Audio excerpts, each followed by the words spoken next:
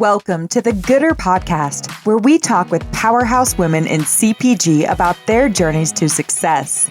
This episode is sponsored by Retail Voodoo, a brand development firm guiding mission-driven consumer brands to attract new and passionate consumer base, crush their categories through growth and innovation, and magnify their social and environmental impact. If your brand is in need of brand positioning, package design, or marketing activation, we are here to help. You can find more information at www.retail-voodoo.com. Hi, welcome to the Gooder Podcast. I'm your host, Diana Bright. And here on the Gooder Podcast, we get to meet and talk with powerhouse women in CPG about their journeys to success. Thanks for joining today. This episode, just to let you guys know, is brought to you by Retail Voodoo, a brand development firm. At Retail Voodoo, we build brands and in the food, wellness, beverage, and fitness categories. Anyone from multinational companies like PepsiCo and Starbucks to startups like High Key and everyone in between. We guide mission-driven consumer brands to attract a broad and passionate fan base, crush their categories through growth and innovation, and magnify their social and environmental impact. We have built a proven process after working with hundreds of brands for the past 30 years. So if you're ready to find a partner that will help your business create a high-impact strategy that gives your brand an unfair advantage, Retail Voodoo is here to help. Just visit us at retailvoodoo.com.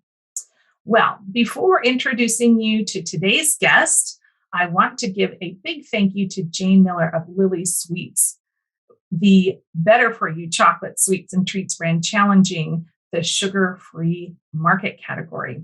You can learn more about them at lilies.com. And I just want to thank Jane for making this connection to me and Brie today.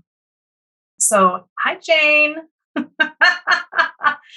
All right. Well, today we get to meet a different type of guest for the Gooder Podcast with Brie Doyle, who hosts transformational wellness retreats throughout the U.S. and across the globe, and is the founder of She Glows Retreats.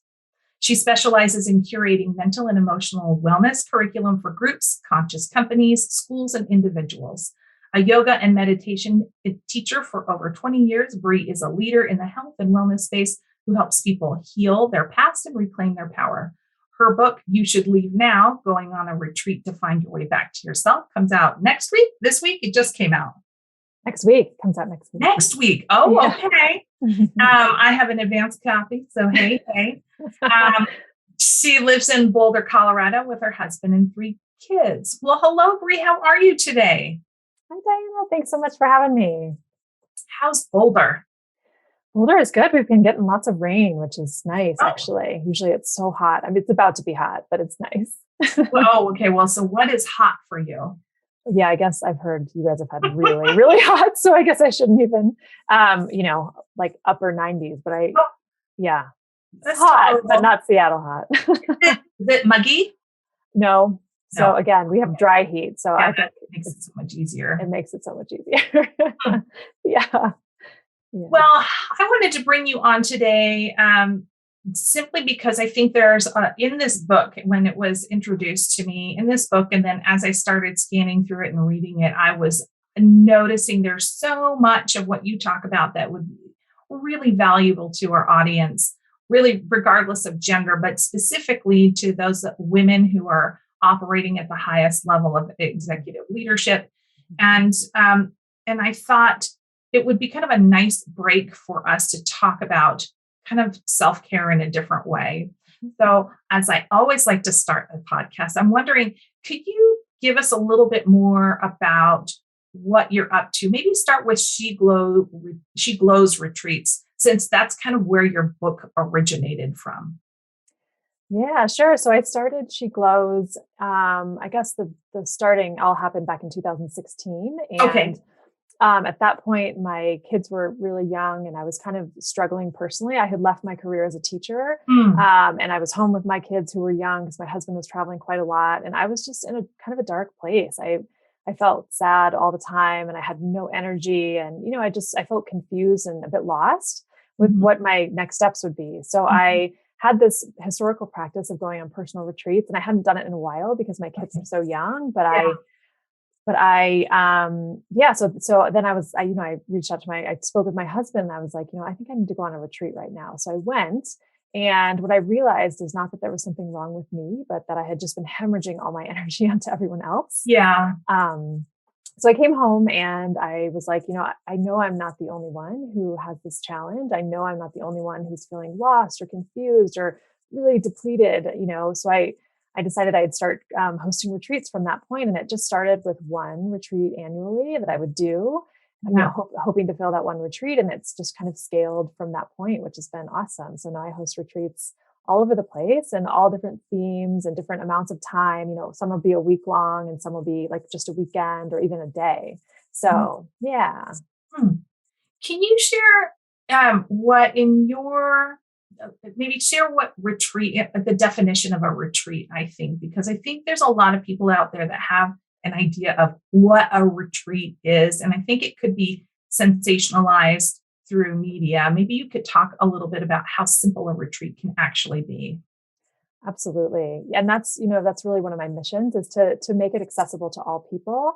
I think, what we see in the media is like these glamorous resorts and, certain body types and certain demographic attending these, week-long yoga retreats or whatever. And that's wonderful. That's an awesome experience to have. But I think the truth of a retreat is really, it's just to pull away from your day-to-day life and make space to kind of reconnect with yourself. And that can be done alone. I mean, I walk through this really specifically in my book. I think, for some people, it's really great to join an organized program, but for some people, it's better to go and, just go by yourself and rent a hotel room and stay for the weekend by yourself and just read and relax. And, so it's really accessible to all people. And that's really one of my main messages. Mm-hmm.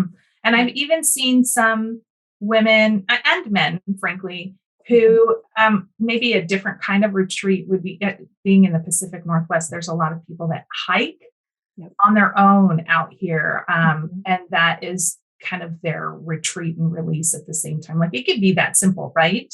Absolutely. And one of the things I've done after years of doing them myself and also studying them and hosting them now is I've kind of boiled it down to 9 main elements of retreat. So there are 9 things that need to be included in order for it to really be a retreat. Because one of the things we see right now a lot of is kind of social parties positioned as a retreat. Yeah. And I think one of the habit patterns that specifically that women have is we are naturally communal. So socializing is something that we either do and love, or we learn to do even if we don't love it, but we know how to do it. Right. So when you go on a retreat, I mean, part of the deal is to break that pattern of constantly socializing. I mean, on my retreats, every single one of them, I offer either a day or a period of time of total silence, because it breaks the pattern of constantly socializing with other folks. Not that there's anything wrong with socializing, just that it can be exhausting on a really basic level. So again, 9 elements is, I go through this in my book, but to really spell out like, what are the things that need to happen for it to really be a retreat and not just like a vacation with girlfriends, which is fantastic and can absolutely fill you, but I believe is very different than a retreat, which has a higher spiritual intent. Okay. Well, so then tell us about how retreats have changed over the years. I think there's a growing interest. I also think like retreats kind of came from like, the meditation kind of world. It's been a bit more normalized and it's turning into something different. In your mind, like, or not in your mind, but as you've experienced it, why has it changed? Well, I think as you kind of alluded to, I think there's a lot more, we kind of become really interested and curious about things that are happening in the East. And as people learn more and more about like Buddhism and meditation and Hinduism and all the philosophy, lots of times America will like swipe the frosting off the top and create our own. Right. So, that's happened certainly with the yoga world. Like I know when I was first studying yoga, I was studying over in Asia, and it was all about who is your teacher. Like that's the most important thing, is like the lineage under which you're studying, the physical part of it was such a small piece of it. Here, yoga, I don't know about where you are, but like where I live, it's like an exercise class. It is totally. Yes. It right. is. Yeah. Right. So we kind of take the idea and make it our own. And So really what I've tried to do with my retreats anyway is to have more of a blending and hold to some of those like principles of what I think like a Buddhist retreat would be, which again, it includes silence. It includes solitude. It includes like stripping away from like your iPhone and your, like some of those things that we're so used to to let the layers fall away so that we can get to kind of the inner work that the retreat is really about. So it's again, like I said, so it's not just a party. So back to your question, how I think it's changed. I think, it really started under the religious context. Like you see and hear about like religious folks doing retreats mostly. Right. Yes, that's true. Right. And for me, my first exposure was Catholic nuns was what my mom had told me down in this place down in Crestone where they would stay. And so that was really interesting to me. And, but now again, it's people are wanting to do this because I think we're so busy, we're so consumed and we're so dialed in all the time that we're seeking ways to have formal pullouts now of our life, because it's not that easy to detach. It used to just be like Sunday was the Sabbath or the day that you spend time with your family or whatever it is. And it's not really that way anymore, especially now that we have Zoom meetings. I mean, we can do this anytime, anywhere. So I find that, people are looking for ways to do this in a more organized fashion. Yeah. And it's interesting that you say that because as a culture, Americans, actually, I think globally, we're seeing this is people are pulling away from organized religion because of the bad parts of it. I mean, organized religion has some really amazing parts of it, but it's that the parts, and I think those are the parts that we miss. And I think that retreat component is part of it. And I really do feel like this last 18 months of COVID has really exhausted a lot of people. I think we'll be learning a lot about how living in a digital universe is taxing to the body, taxing to the mind and soul. And so I would suspect, especially with that seems like an exodus in people retiring, people changing jobs. They're saying this is going to be the year of the massive shift where people are taking stock in what's important to them, where they want to go, et cetera. That it seems like now is the prime time, if you can make it, to be doing retreating, whether it's, at the Holiday Inn a few blocks from your house, or going to Costa Rica like you did and doing it. Was that a week did you go to? That was your first big one at that time, right? At that time, I mean, I had done a bunch in the past, but at that time, because my 3 kids were really small, I think it was 5 days when I went, and I didn't join a program. I wanted to stay, I have this kind of weird pride about like staying in really cheap and grungy places.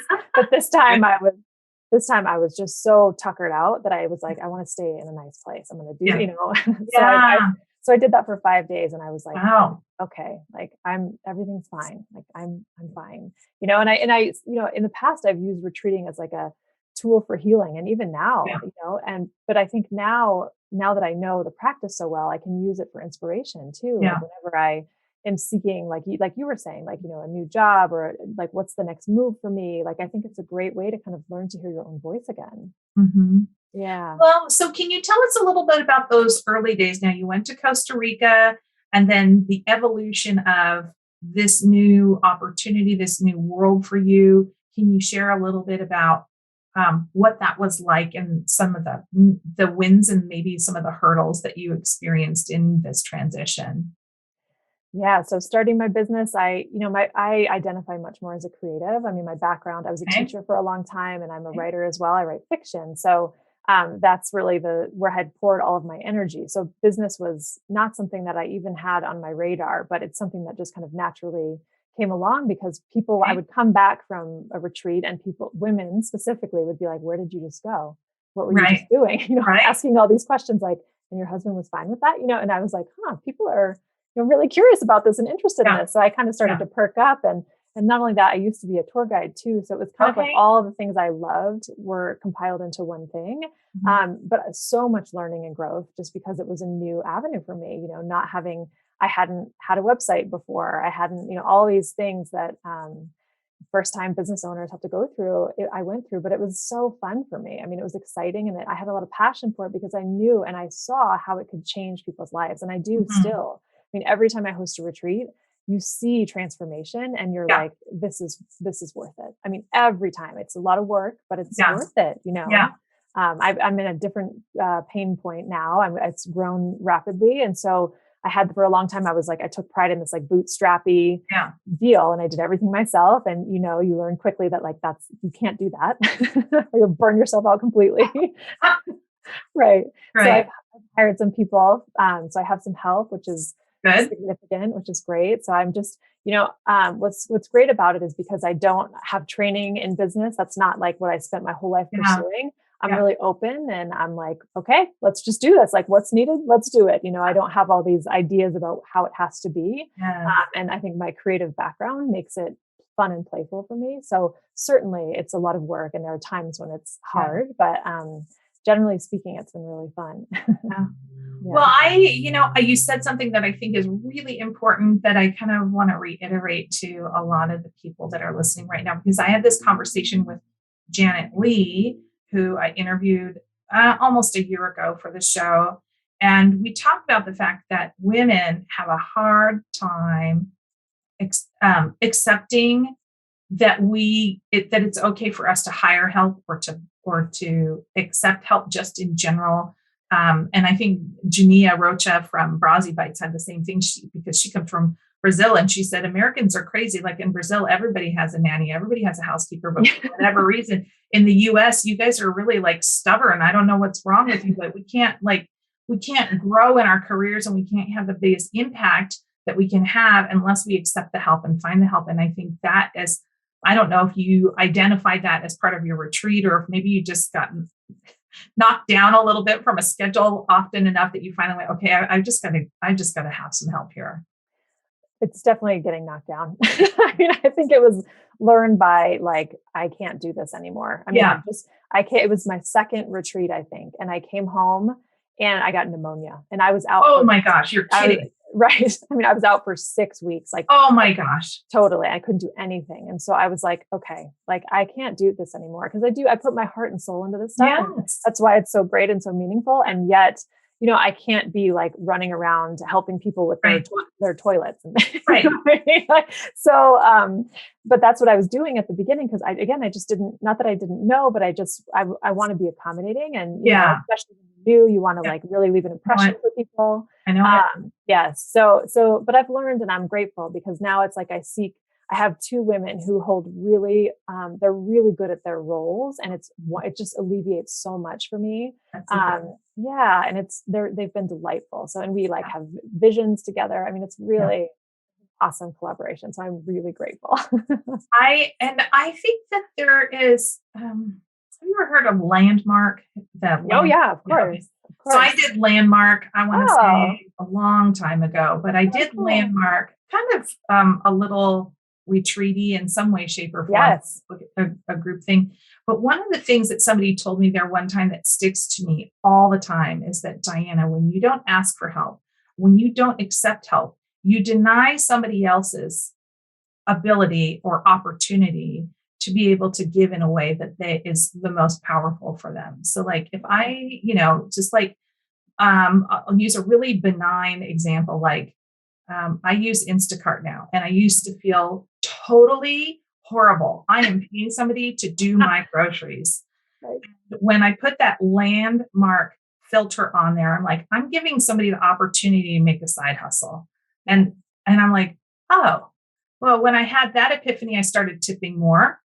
Yes. Which is something that I was like, okay, somebody's doing me a favor and they are so happy that they have this opportunity to do it. So I think, kind of along that same line, like regardless of whether it's a professional marketing professional or an operations professional or somebody who mows your lawn or does your laundry or whatever, I think that if we can recognize that those people want to help us, not just simply to make money, but because they're good at it or they enjoy it, I think we could do ourselves a bit more of a favor in accepting that a little bit more.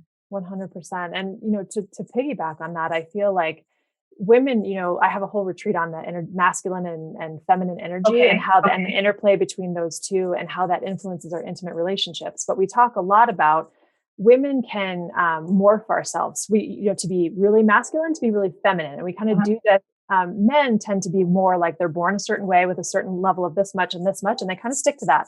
But women, based on what the culture, the family, the society needs, will shift. So like if the workplace needs us to be really masculine, we can do it. We step right into that and we do it. And I think those are a lot of the values that are really like spread and shared and needed in the workplace, let's say, is masculine energy, right? But one of the things, receiving is a feminine energy, right? Oh, it is. Opening. Yeah. So our culture of women has moved towards like overvaluing masculinity, and we kind of detach from like our feminine power, and receiving is a feminine practice, So that's one of the things that we talk a lot about, is like opening up to receive. I mean, for me, like even this book deal, I was like for years, I was grinding and pushing and all of it to try to get this book deal, not for this book specifically, but for a past book. And it wasn't coming. And it was just crushing my spirit, And so finally I kind of had to, I like said a little something to myself in my head, like, okay, I'm going to let this go. And when it's ready, it will come. And that's like exactly what happened. It's like the moment I stopped having this like aggressive, masculine, nothing wrong with masculine aggressive energy, but I was overemphasizing that, and I let go, then I received exactly what I've been chasing for so long, So anyway, interesting. There's a lot of conversation there. Yeah. Well, so, kind of going back to the storyline. Yeah. Was there a storyline? Going back to your storyline, what was the turning point for you? Like, was there some aha moment that kind of turned the corner for you? Or is there some aha? I mean, there could be 100 aha moments. Thank you, Oprah. It could be like, what was the aha moment that made you kind of like press forward on it? And then what were the like, oh, crap, what is, learning from bad experience or good experience? Yeah. I mean, there've been so many, and I think there's so many at every turn. I think initially, again, the first one was just for me, like assessing my own state and realizing how low it was, because I don't tend to live from that state, but I was in a really low state. So that was the first impetus to like make a move. And then as far as business is concerned, I mean, after the first retreat, I was like, all kinds of feedback from everyone, like, holy cow, like you need to, like, why are you not doing more of these? And it was so filling to me, because I had felt so lost and almost, of course, like I felt deep meaning with my children, but I also felt like all my skills and all the work I'd done, like it had gone, and I didn't have anywhere to direct it. Yes. So receiving that feedback from people, I was like, okay, I'm ready. And as my kids are now getting older and older, it feels like it's a natural, progression to be able to step in a little bit more, offer a little bit more. Yes. I would say along with that, the challenge is like, they're older, but they're not like in college and gone. So I'm constantly having to be like, I know I could go gangbuster. Like I could put everything into this. I could do multiple retreats a month. I mean, I know that, and probably at some point I will, but I really have to stay in integrity with myself, because I have this like achiever, energy, so I'm like, go, push, more. I can do it. But then I wake up in the middle of the night and I'm like, my kids, like, so as any mother knows, it's like, it's the constant conversation. And so I'm really having to, like intentionally pump the brakes in a way that like, sometimes I wish I could just full gas it, but then I'd regret it. Do you know what I mean? So I do. Yes. So I'm just trying to stay in integrity. It's like, that's the beauty, and like aha moments, both profound and wonderful and like hard and painful, because I don't want to miss. I mean, I remember like one of my retreats, I was gone and my daughter got a concussion, and like being away for those kind of things when you're in another country, it's just like, oh God, like, this feels hard, but we all deal with those things, and it's a normal part of, and it's good for them. It's like, I know my husband handled it just fine, and she was totally fine. And it was good for me to be like, they're all okay. They're okay. Right. So, so I feel like there's constant learning and constant aha moments, both like, yes, this is awesome, and oh dear, I better shift something. Being a learner is like one of my commitments to myself. Like growing is what drives me, So as a result of that, I feel like staying open and shifting and receiving feedback, both spoken and unspoken, is really important to me. So I'm constantly reading and learning and reassessing my programming. And as I read, I evolve my programs too, because I'm really committed to offering like the latest research. I love science. I love science-based health. So I love offering people the latest in what's out there so that people can have these experiences and really dabble in what there is. Yeah. So, yeah. Wow. Well, one of the things I'm thinking back to when we prepared for this time together, we talked about, especially because this is an initiative on my part, is diversity. And I'm not just talking about our sisters of color, but I'm also talking about our LGBTQ community, I'm talking about our immigrant population, I'm talking about people with disabilities, and how retreats, at least right now, for the most part, feel very much like a privileged opportunity. And yet the benefits would be so far reaching if we could extend it down. And I think some of it still has to do with, like I said, the Hollywoodification of it. But there are some real barriers, first of all, to somebody who might be working multiple jobs, single family, a severe physical disability. Time and price are absolute barriers to doing something that's like a glamorous perspective. And in the meantime, I know you're trying to kind of normalize it and bring it down and take the whipped cream part off of it. Right. There's some changes need to happen in whether on how we communicate it and when we communicate it and that sort of thing. Can you tell us how you and even the larger community and what you do are finding ways to educate and include a wider audience in this practice arena? Yeah, I mean, just around the messaging first, to touch on that, I think that it brings me ease to know that this does come from like religious practices, in the sense that like you can go, I mean, before I was doing all of these retreats, when I would go on retreat, I would go and stay in a monastery for $30 a night, and all food was included. And it was like, literally, there was a desk and a bed, and it was vegetarian food, and it was very austere, and it was super basic, but like, like that's you can go in a tent, you know what I mean? Like it doesn't have to, and I hear what you're saying about like taking time off if you're working multiple jobs or you don't have childcare, all of those things are real things. And yet, if you can find if your sister can watch your kids for one night, so you can go have like a one night, I mean, even that is significant, because I think otherwise we go through our lives and we just have our heads down and we just plow right through. And so no matter what your circumstances, there are ways, that's the great thing about really opening up this conversation, that it's not about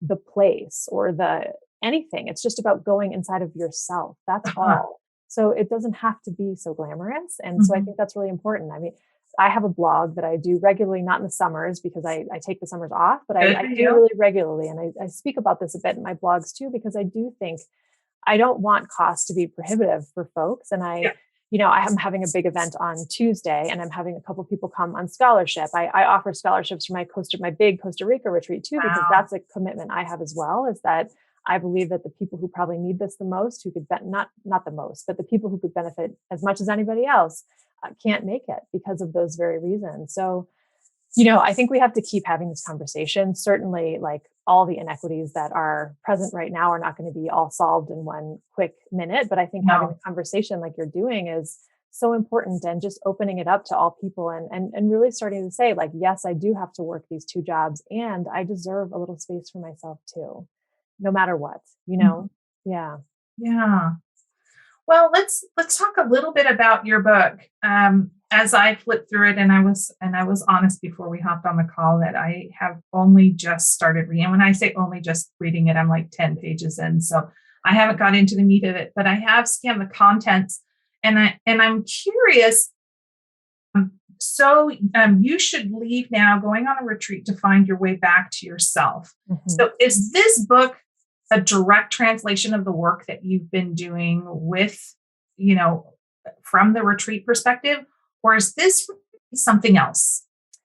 Yeah, it's both. I would say my book is broken down into 4 sections, and the first part of the book is like the call to retreat. It's really like a commentary on the female predicament and the American predicament, and kind of how we're living our lives, and what about that is not working so well, and why retreating is so important. So the first section is really research based.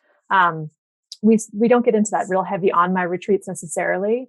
as I spoke about earlier, each one of my retreats has a different theme. So sometimes we're focusing on masculinity and femininity. Sometimes we're focusing on personal growth work. Sometimes we're focusing on triggering holiday things. I mean, it's all different.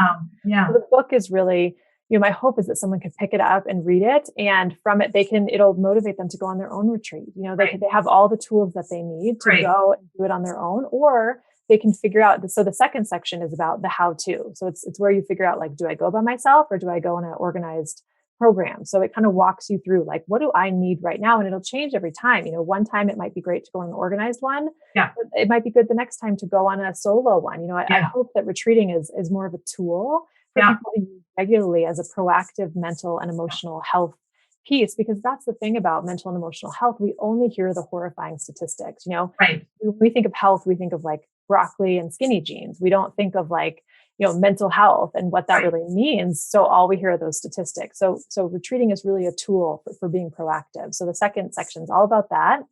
The third section is about what actually happens when you're on retreat, because I believe there's what I call the internal, emotional, and energetic trajectory that we go through. And it's the same every time. So when you go on a retreat, you're going to hit all these specific stages.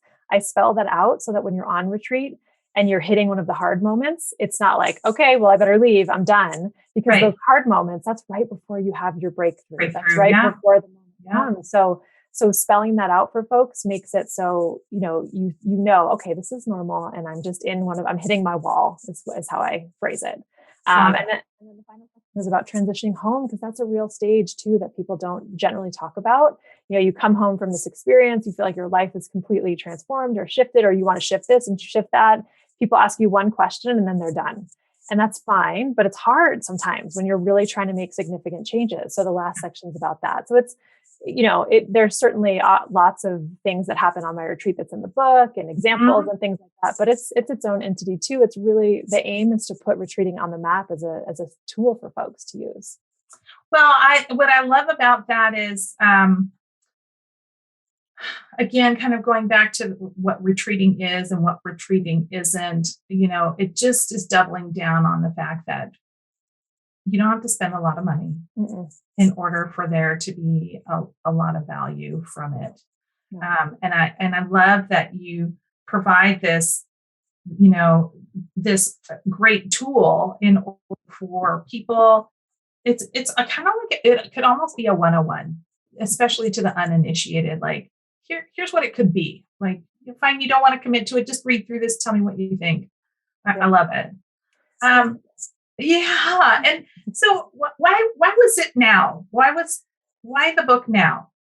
Because I do think we're in a unique period of time in that we are so connected all the time. And I just think that this is not we hear about retreats, but it's not positioned as a tool for everyone to use at all times. We hear all kinds of things about meditation and mindfulness and breath work and all these different things, which are fantastic, and can be transformational too. And I felt like this is another tool to be in the for folks to use, to access, no matter what you're going through. So I felt like now is a really important time, especially given post-COVID, people are needing, whether you've been living alone and that's been really hard and you want to kind of join an organized program. Because that's the other thing. A lot of people have stripped away. I certainly feel like I've kind of stripped away some of that social engagement that is unnecessary, that was happening before COVID that I would just do out of habit because this is what you're supposed to do. People are like yearning for deep connection, now it's like you want deep and meaningful connection. And that's what retreat can offer us, whether you go by yourself and then you come home and have real conversations with people about what really matters, or you join a group and you're having those real conversations on the actual retreat. I mean, I think that's the kind of connection that we're all seeking, is that soul connection, not just the surface level stuff anymore. I mean, we've seen many of us have lost friends and family members, or seen people get sick, or we've reevaluated who we are, or we've thought about what is, now what do I want to do career wise? So I just think it's a good time, and a retreat is a great way to kind of reevaluate your life and really figure out what matters to you. Okay. And you know what I love about you saying that retreating is, sort of mental health care, because I think right now, I love that mental health is being elevated and normalized. Yes. I think we still, though, feel like mental health is like requires medication, requires doctors. And I think just like anything else, like when being in the naturals industry, and you're related to it somewhat through your husband. Yes. What we learn from our doctors is in order to avoid a heart attack, in order to avoid a stroke, these are the things that you should do for yourself. And I think retreating, like what you're talking about, is the step you do so that you can avoid the absolute mental breakdown, the falling off of the cliff. And I think the more we kind of engage in these little things, and it could be like even taking a moment and looking at something pretty in your office and just focusing on it, learning those mechanisms as ways of eating your broccoli, but for your mental health, for your emotional health. I think that really needs to be normalized. Taking care of yourself before you lose it is probably a good idea. Totally. So I love that you say that, because I really believe it's like we heal from the inside out. It's like there's nothing outside that we can take or do or that's going to make us better. It's like we have to figure out from the inside out how to heal. And so like you said, I mean, retreating is really proactive, and that's my mission is like once a year, you make a deal with yourself. My husband and I have this pact that each of us go once a year, no matter what, even if it's hard, even if the kids are busy, it's like we each go personally. This is outside of me hosting retreats. I go on my own retreats too, because I have to live the work. I believe in it so deeply, and he does too. And we've come home from that completely renewed. And that's what's people think, oh, how selfish, or like, oh, that must be nice. And you're like, it is nice. And it's also why my relationship is strong. It's why my sense of passion with my career is strong. It's why my relationships with my kids are strong, because I take care of myself first, So it's this interesting paradigm with women specifically, where it's like, we're supposed to take care of everyone else and then ourselves, But I think that our, like, having all these conversations about, feminine power and women, like all the opportunities we have now, I think we're ready for this kind of conscious shift of like, you fill yourself first and then you can fill other people, you know? So yeah. Oh my goodness. All right. Well, so tell me, you've been sharing this book with people. I don't know how many people you've spoken with so far, but what's the response been? What are you hearing from either the industry that you're in or, just readers in general? Yeah. So I do have some pre-readers because it's not released to like the mass public yet. I don't have all the feedback, but reviews are starting to come in. I just had a review from Publishers Weekly that was really good. I was just in Yoga and Life magazine yesterday. A chapter of my book was in there. So people are responding to it because, again, like there couldn't be a better time for this title. You should leave now. It's like, people are like, yes, I should. True. So, media. Yes. So I feel like the timing feels sort of divine, and, I'll hear both sides. I'll hear like, so I'm open to that too. But, so far it feels like it's being well received, which makes me feel excited. Yeah. Wow. Well, it's so exciting. Like I'm inspired by your story. I'm inspired by the book, and we're going camping this weekend. And this is in my to read list. So You Should Leave Now is going to be in my to read list. I also have a friend that lives in Costa Rica, and I've got to tell her about what you're up to so she can find you. Yeah, I love that. Thank you. It's fun. Yeah. The small world, the connections that always happen. Right. It's like the people who come on my retreats. It's amazing the synchronicity that happens. It's pretty awesome how it all works. Well, there's a few questions I like to ask absolutely everybody. So I'm going to go ahead and ask them. So I love it when my guests share some sort of, like, I call it a happy hour tidbit, something that you can share with us next time you see them. Do you have some sort of interesting fact, either about retreating or any of the places that you hold retreats that you'd like to share with us? Yeah, sure. So one of the places that I hold a retreat is in Crestone, Colorado. And it's this, it's very austere. It's very basic. My folks who come on my Costa Rica retreat, it's very lavish and beautiful and, plush towels. And then they come to Crestone and they're like, what the hell is this place? But I think it's actually a good thing, because so there's a labyrinth on site, which people have had some of the most profound transformations in that labyrinth. I actually went into the labyrinth last time, and I had an incredible, like, mystical experience that it sounds crazy, but I saw all 4 of my grandparents. I mean, it's a sacred site. So this place is a historical, it's a Native American peace ground.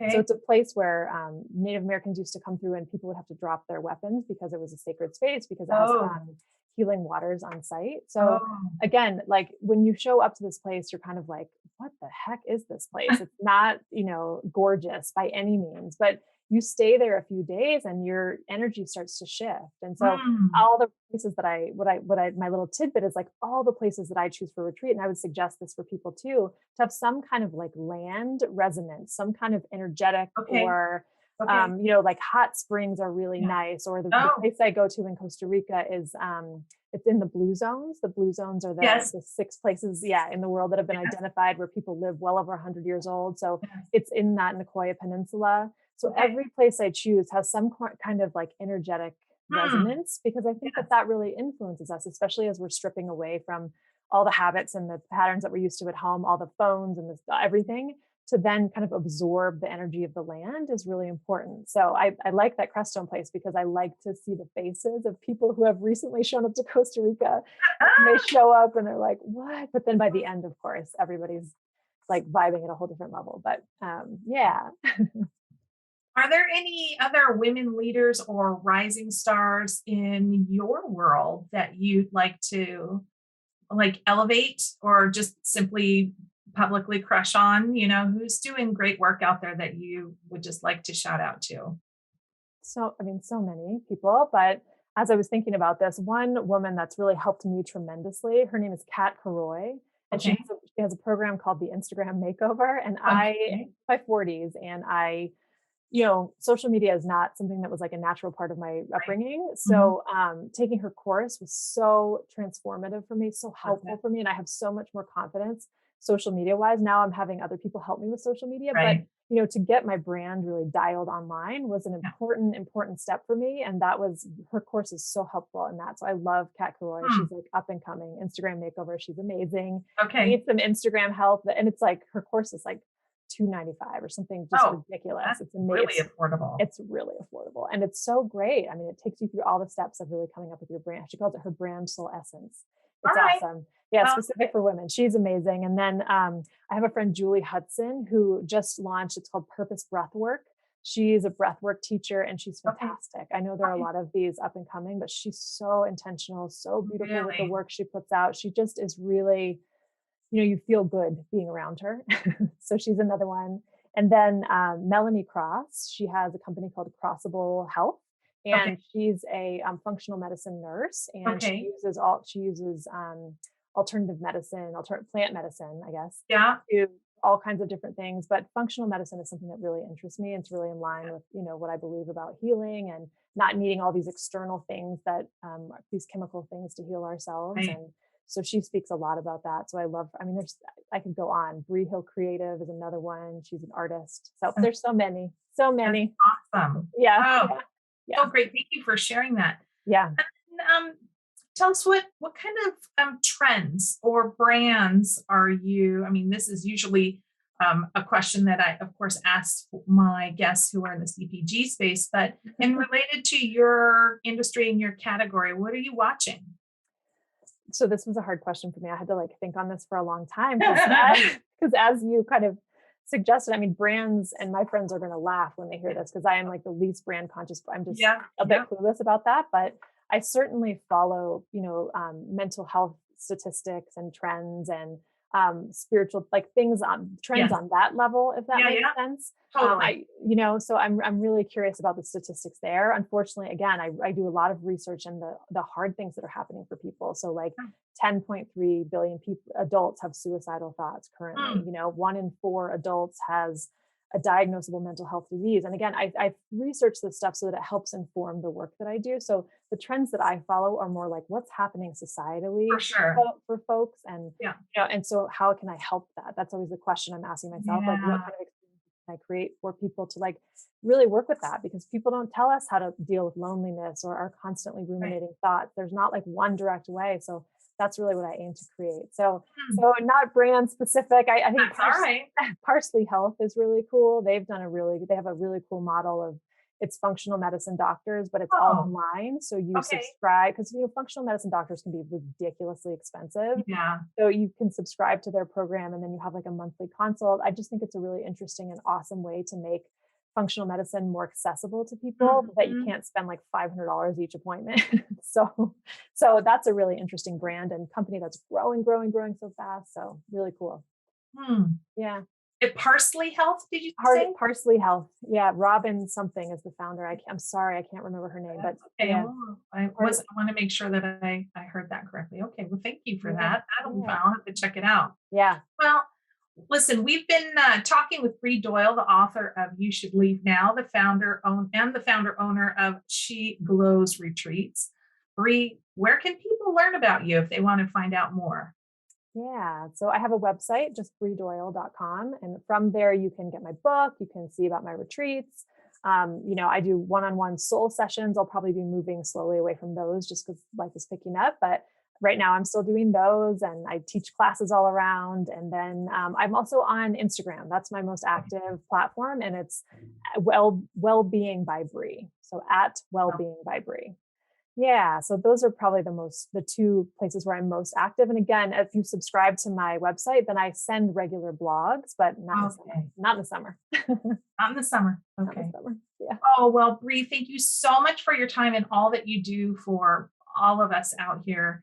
And really looking forward to watching your company grow. And I suspect that in a couple of years, there's going to be another book, because that seems like kind of the natural thing. Once you write the first one, the second one just starts to fill your brain pretty quick.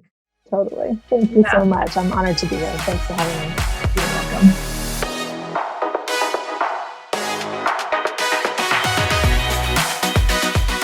We hope you enjoyed this episode. And if you haven't already, be sure to click subscribe and share with your network. Until next time, be well and do gooder.